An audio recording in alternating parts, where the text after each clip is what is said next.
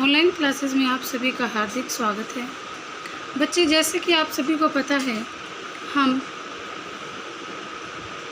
Chapter number 14 के कर रहे हैं वेरी शॉर्ट क्वेश्चन। एक कहानी यह भी वेरी शॉर्ट क्वेश्चन आंसर उसके डिस्कस कर रहे हैं। तो हमारे पास 26 क्वेश्चन हैं। कल हमने 25 क्वेश्चन को डिस्कस किया था। आज हम बाकी के बचे हुए क्वेश्चन को डिस्कस कर रहे हैं। तो उसमें 26 क्वेश्चन यहाँ पर है। लेखिका की आरंभिक कितने कहानियों के पात्र अजमेर के ब्रह्मपुरी मोहल्ले के हैं?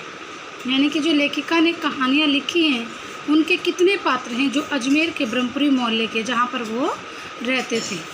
20, 6, कम से कम 1 दर्जन या 1.5 दर्जन? तो वहाँ के यानी कि कम से कम 1 दर्जन कहानियों के पात्र ऐसे हैं जो ब्रह्मपुरी मोहल्ले के हैं।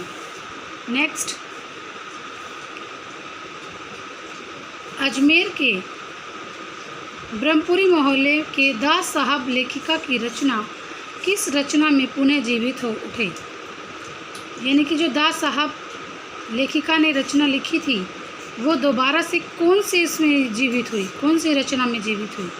महाभोज, एक प्लेट सैलाब, आपका बंटी, त्रिशंकु या महाभोज? ये इसमें आएगा महाभोज। ये क्वेश्चन पहले भी हम डिस्कस कर चुके हैं। नेक्स्ट क्वेश्चन, लेखिका की बड़ी बहन सुशीला की शादी किस वर्ष में हुई थी? वो था कितनी आयु में हुई थी? वो थी 16 वर्ष की आयु में। अब यहाँ पर पूछ रहे हैं कि किस वर्ष में हुई थी? 1942 में, 1944 में, 1946 या 1948? तो इसका सही आंसर है बी, 1944 में। अगला क्वेश्चन बेटे, लेखिका के पिता रसोई खाने को क्या कहते थे? जब ये क्वेश्चन को हमने डिस्कस किया था चैप्टर की स्टोरी को, तब उसमें ये बात आई थी कि लेखक के पिता रसोई को भटियार खाना कहते थे। लेखिका ने किस वर्ष 10वीं कक्षा उत्तीर्ण की? अब ये पूछते हैं कि जब लेखिका ने 10वीं की कक्षा पास की तब उसने वो कौन से सन में की थी?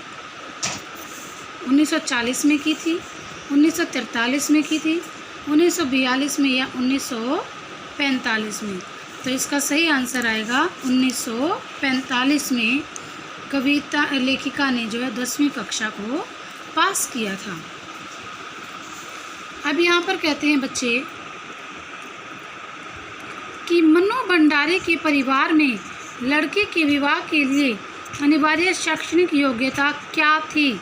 यानी कि जब लड़की का विवाह किया जाता है तो उसकी आयु कितने वर्ष होनी चाहिए?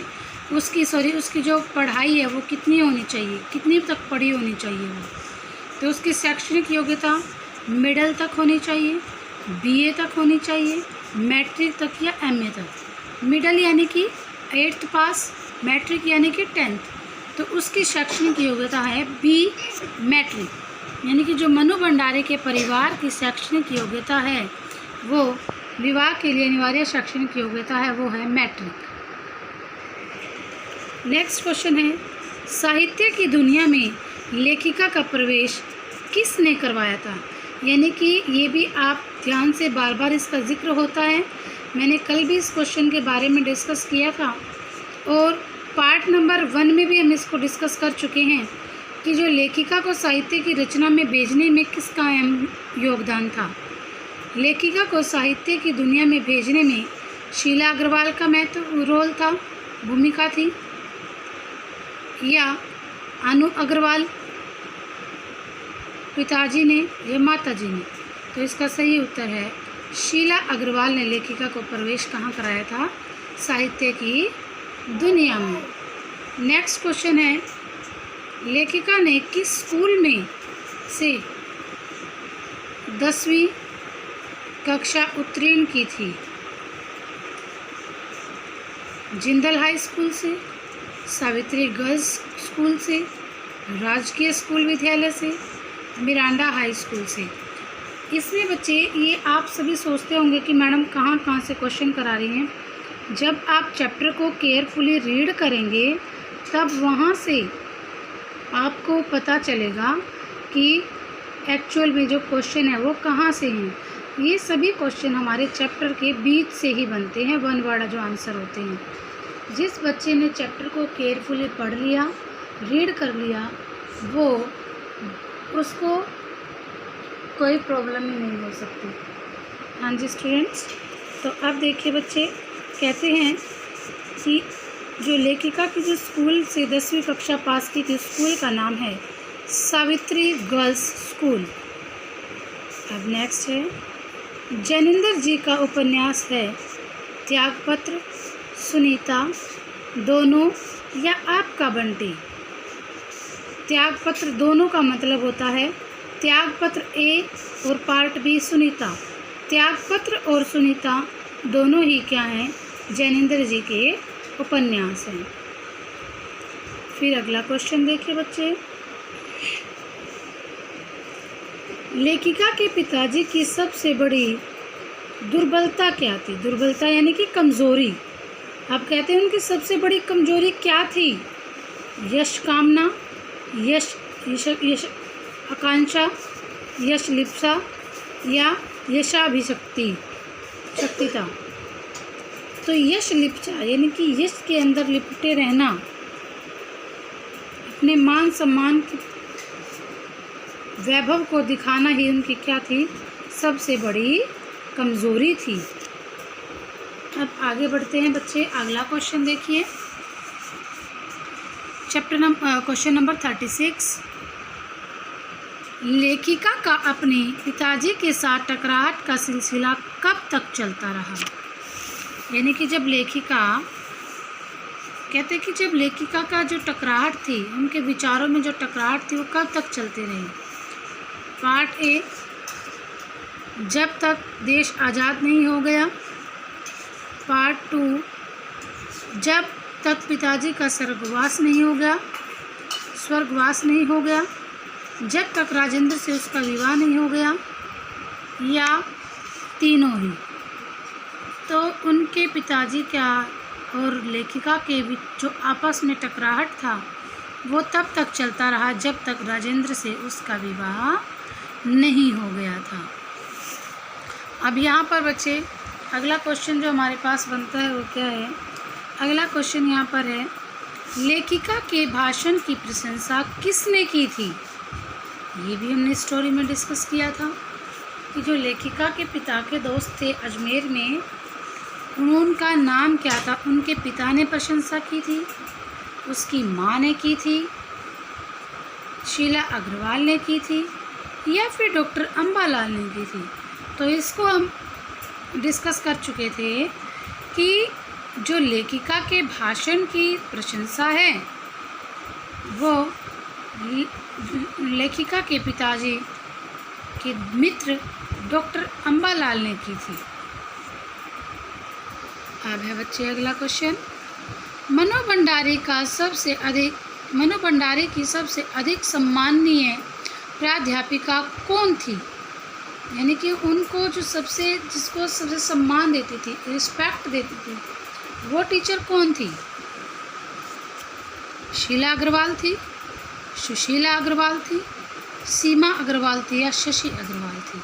नेचुरल सी बात है, मनु भंडारी को गाइडेंस देने के लिए, यानी कि उनको सही लाइन पर साहित्य की रचना की जानकारी देने के लिए से परिचित कराने में शीला अग्रवाल जी का ही अहम योगदान रहा है।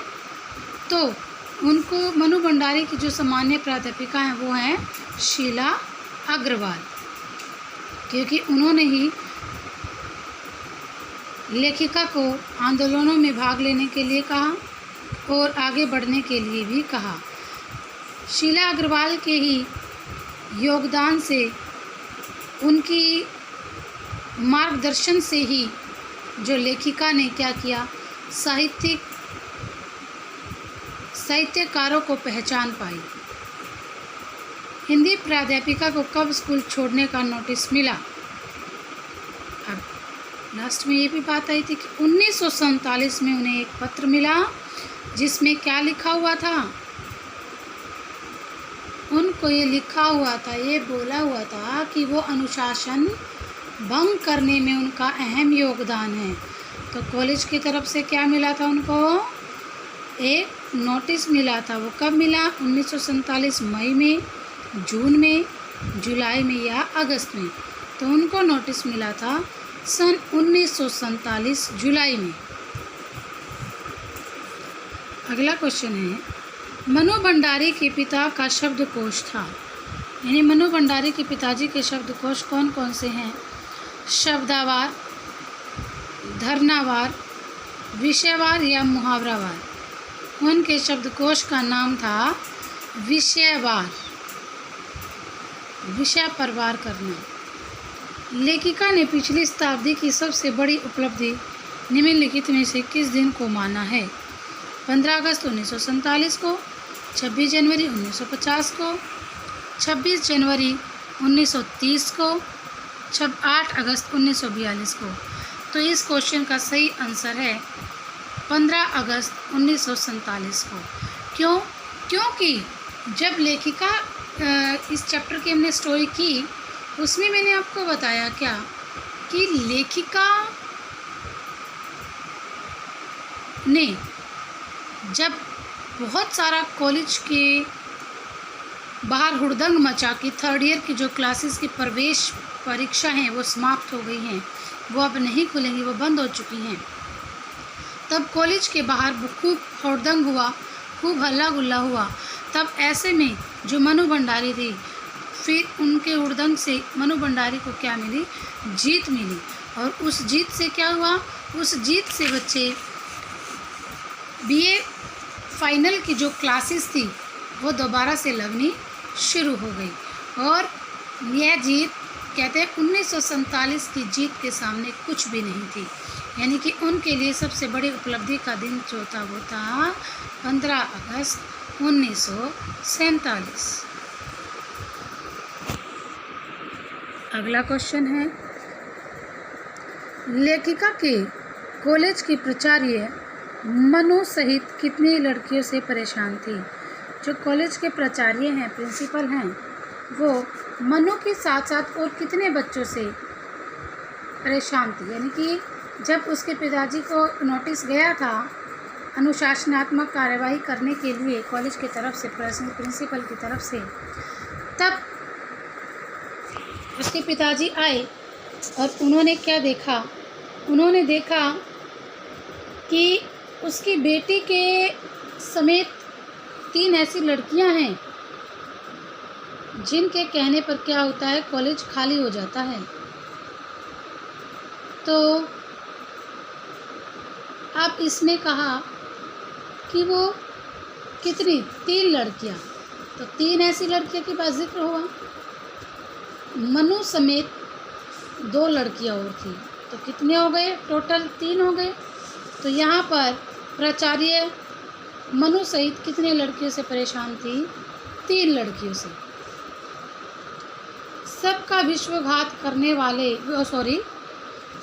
विश्वास करने वाले मनु भंडारी के पिताजी का विश्वासघात की चोट ने कैसे बना दिया?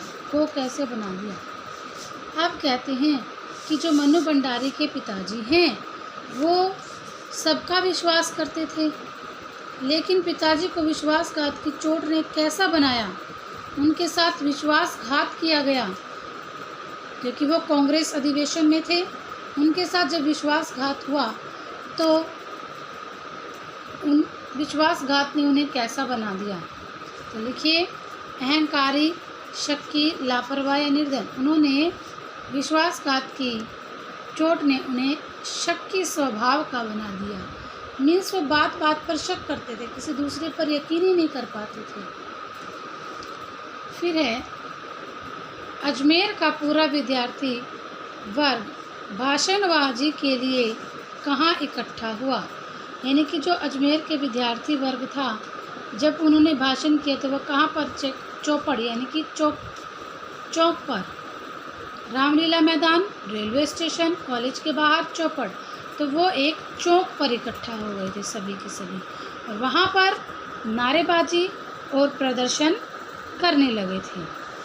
नेक्स्ट क्वेश्चन है, लेखिका की माँ का सबसे बड़ा गुण क्या था?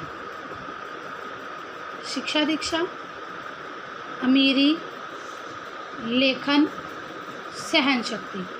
अब हमने इस स्टोरी जब की, इस चैप्टर की समरी जब हम सार कर रहे थे, पाठ का सार, तब मैंने बताया था कि माँ क्या थी, सहनशील स्वभाव की थी। क्यों? क्योंकि वो पिताजी के द्वारा दिए गए अपमान को भी सहन करती थी, उनके गुस्से को भी सहन करती थी, और साथ ही साथ वो हमारे द्वारा की गई जिद को भी सहन करती थी। तो यहाँ पर स्टूडेंट्स क्या आया, यहाँ पर आएगा माँ के अंदर एक गुण क्या था, वो था सहन शक्ति का। अगला क्वेश्चन देखिए, उस मनोवैज्ञानिक तत्व का नाम लिखो जिसके बीच मनु भंडारी के पिता जीते थे। मनोवैज्ञानिक तत्व कौन सा था भाई? वो अंतर्विरोध का था, स्थैर्य का था, अंतर्विरोध का था और अनुशासन का था। यहाँ पर 2 बार अंतर्विरोध आ गया है, तो यहाँ पर ए और सी, यानी कि यहाँ पर कोई मिसप्रिंट है, तो यहाँ पर अंतर्विरोध का, यहाँ पर कोई और ऑप्शन आएगा सी की जगह, बट इसका सही आंसर क्या आएगा, अंतर्विरोध। तो स्टूडेंट्स, ये थे हमारे इस चैप्टर से related very short question answers.